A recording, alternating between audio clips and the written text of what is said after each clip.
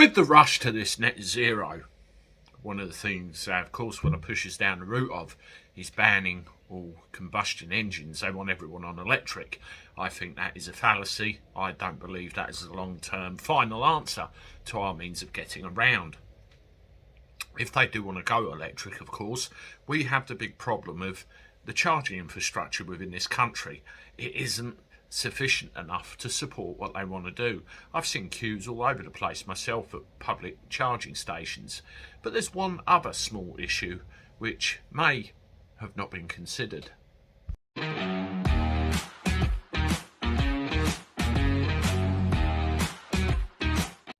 Hello everybody, welcome back to the channel. Hope you're doing alright. I am not too bad. Let me know how you are in the comments. Everything's alright with you, and you know, you're well. That's the main thing.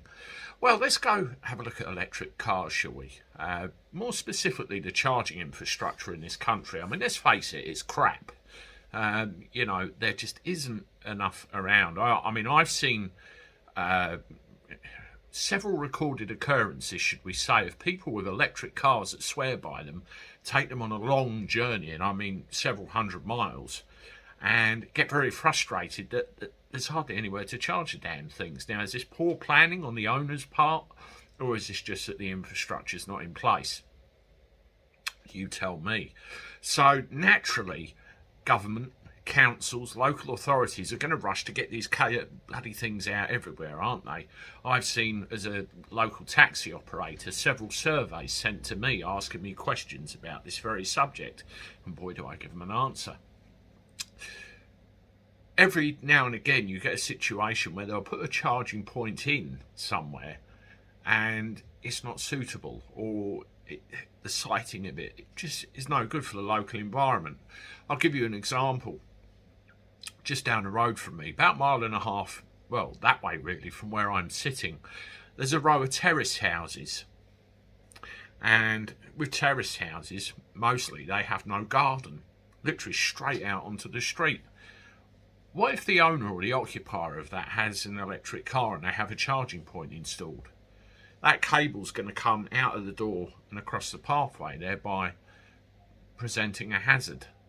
Even in some places in the streets at public charging points, you're going to get the hazard of the cable trailing from to the car.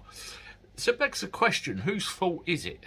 If somebody trips over and hurts themselves, and potentially they could quite severely, whose fault is it? Is it the local authority for where they put the point, or is it the driver for where they laid the cable when they plugged their car in?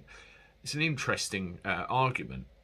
Wandsworth Council, and you can read all about it in the link in the description, have turned around and said, we're washing our hands of this. It's the driver's fault. They need to be more careful about where they put their cable. But it's not just the public charging points, is it? It's houses as well, and other places. Let me know what you think. Have you seen any of this yourself on your travels? Give me comments and we'll have a look, maybe have a readout at some point soon. Anyway, I'm off. I'll see you soon with another. Toodaloo.